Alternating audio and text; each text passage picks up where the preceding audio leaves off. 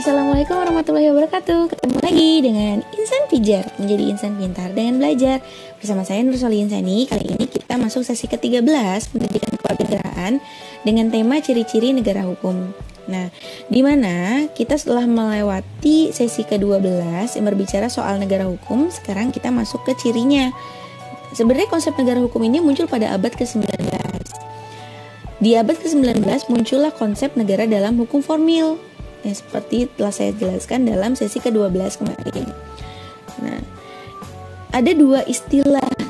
Yang pertama adalah restart yang dikemukakan oleh para ahli hukum Eropa kontinental, dan istilah rule of law, the rule of law yang diberikan oleh para ahli hukum Anglo-Saxon.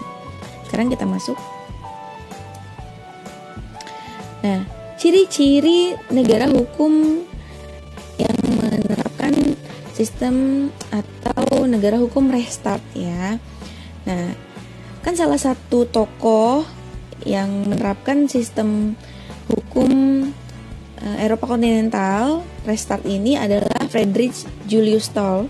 Kemarin beliau menyebutkan ada ciri-ciri daripada sistem hukum restart ini, negara hukum restart. Yang pertama adalah penjaminan terhadap hak asasi manusia.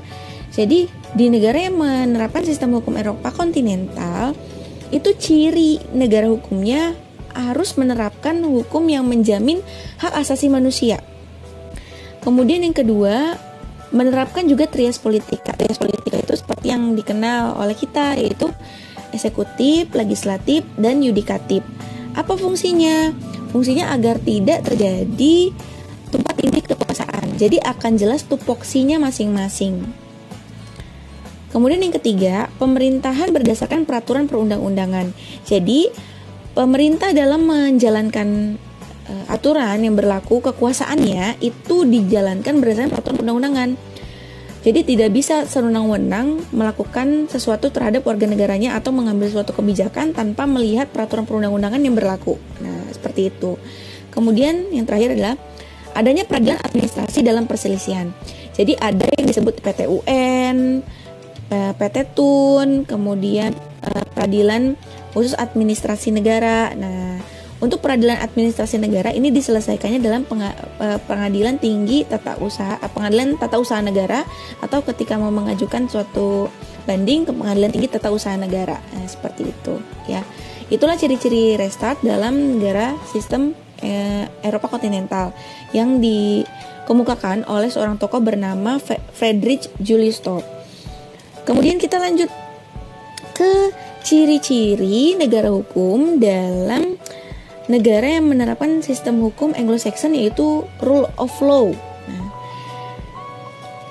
kalau diingat lagi, ada seorang tokoh yang menulis buku, ya kita sebut Dickey. Beliau juga menyebutkan ciri-ciri daripada negara hukum. Setidaknya ada 3. Yang pertama adalah supremasi hukum. Ya, supremasi of law seperti yang sudah saya jelaskan, menempatkan hukum dalam posisi yang tertinggi, paling tinggi. Nah, kemudian ada equality before the law, persamaan di mata hukum. Jadi semua orang gak ada perbedaannya. Nah, mau dibedakan bisa, tapi dengan alasan-alasan tertentu yang tadi telah saya jelaskan di pertemuan ke sesi 12, bahwa alasannya itu bisa karena anak-anak dan orang dewasa beda dalam penanganan masalah hukum. Kemudian yang terakhir adalah terjaminnya hak asasi manusia. Jadi ada aturan mengenai hak asasi manusia dalam negara hukum di rule of law ini. Nah, negara hukum yang dimaksud itu kita kan ada dalam pasal 1 ayat 3 Undang-Undang Dasar 45 nih, yang menegaskan supremasi hukum untuk menegakkan kebenaran dan keadilan, dan tidak ada kekuasaan yang tidak dapat dipertanggungjawabkan. Jadi kalau misalnya ada suatu kebijakan yang tidak sesuai dengan aturan hukum di atasnya sesuai hierarki perundang-undangan, maka itu dapat diproses. Nah, diajukan ke Mahkamah Konstitusi. Pokoknya harus sesuai prosedur hukum lah, ya, dipertanggungjawabkan itu ya. Dimana negara hukum akan terlihat dengan ciri-cirinya. Ciri-cirinya seperti apa? Yang pertama, ada jaminan perlindungan hak asasi manusia. Jadi negara hukum, kalau misalnya kita lihat nih negara lain, itu negara hukum bukannya? Kita lihat apakah negara tersebut memberikan perlindungan jaminan terhadap hak asasi manusia warga negaranya. Kalau iya, dia memenuhi satu syarat. Kemudian kedua, peradilan yang merdeka. Peradilan yang merdeka itu tidak ada campur tangan dari lembaga-lembaga yang lain. Jadi dari kepentingan-kepentingan pemerintah yang berkepentingan. Gak ada yang namanya eksekutif bisa campur tangan, legislatif campur tangan, enggak. Jadi peradilan ini bebas dan merdeka mengadili perkara yang ada berdasarkan aturan hukum yang berlaku yang telah dibuat oleh lembaga negara, yaitu legislatif. Kemudian legalitas dalam arti hukum. Jadi baik penyelenggara negara maupun warga negara dalam bertindak harus melalui hukum. Jadi ketika kita mau tugas di luar kota, nah kemudian sama perusahaannya dikasih surat tugas, kan pasti kan dikasih surat tugas untuk berangkat. Nah, semua kan ada legalnya gitu, semua ada landasannya, semua ada surat perintahnya, dan itu yang dimaksud. Pemerintah pun sama, ketika mau melakukan sesuatu harus berdasarkan aturan hukum yang berlaku. Jadi jangan pernah kita sebagai warga negara kita diminta sesuatu oleh perusahaan, oleh apalah, tapi tidak ada dasar hukumnya, tidak ada surat tugasnya. Nah, itu kita harus pertanyakan itu, ya. Nah, inilah negara hukum akan terlihat dengan ciri-cirinya seperti ini. Kalau kita lihat dalam pasal 24 Undang-Undang Dasar 1945, negara Indonesia ini mengenal adanya Pengadilan Tinggi Tata Usaha Negara yang merupakan ciri daripada negara hukum yang berpaham restart. Nah, kalau kita next lagi ya, kita balik lagi nih ke yang restart nih ya. Nah, di sini peradilan administrasi dalam perselisihan. Tadi kan saya bilang kalau misalnya itu ada Pengadilan Tinggi Pengadilan Tata Usaha Negara. Nah, ketika saudara lihat dalam pasal 24 Undang-Undang Dasar 45,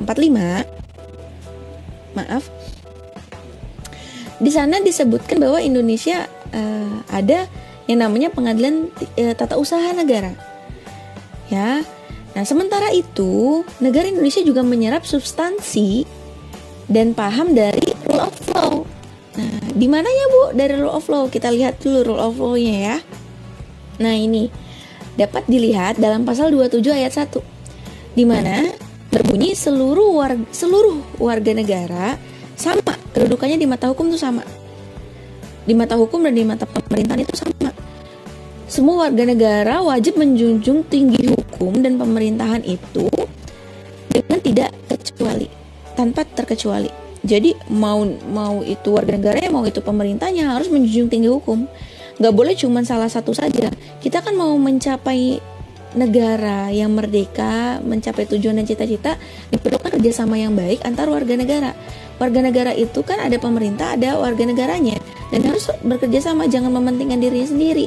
Ketika pemerintah menerapkan aturan A, nah, kita boleh berbicara atau tidak setuju, tetapi ketidaksetujuan kita jangan lantas kita mengajak orang lain untuk tidak setuju. Ketidaksetujuan kita diungkapkan kepada pemerintah melalui masukan-masukan. Itu menjadi lebih bijak menurut saya daripada harus mengajak orang lain untuk ikutan benci gitu, membenci satu golongan atau beberapa orang, membenci satu orang gitu ya. Hati-hati karena semuanya dapat dipertanggungjawabkan. Nah, selesai sudah penjelasan saya mengenai ciri-ciri negara hukum di sisi ke-13 ini. Semoga apa yang saya sampaikan menuai keberkahan serta ilmu yang bermanfaat untuk kita semua. Jika ada pertanyaan dapat ditulis dalam kolom komentar atau dituliskan dalam forum diskusi yang telah disediakan. Terima kasih telah mendengarkan materi pembelajaran saya. Semoga dapat bermanfaat. Akhir kata, wabillahi taufiq wal hidayah. Wassalamualaikum warahmatullahi wabarakatuh.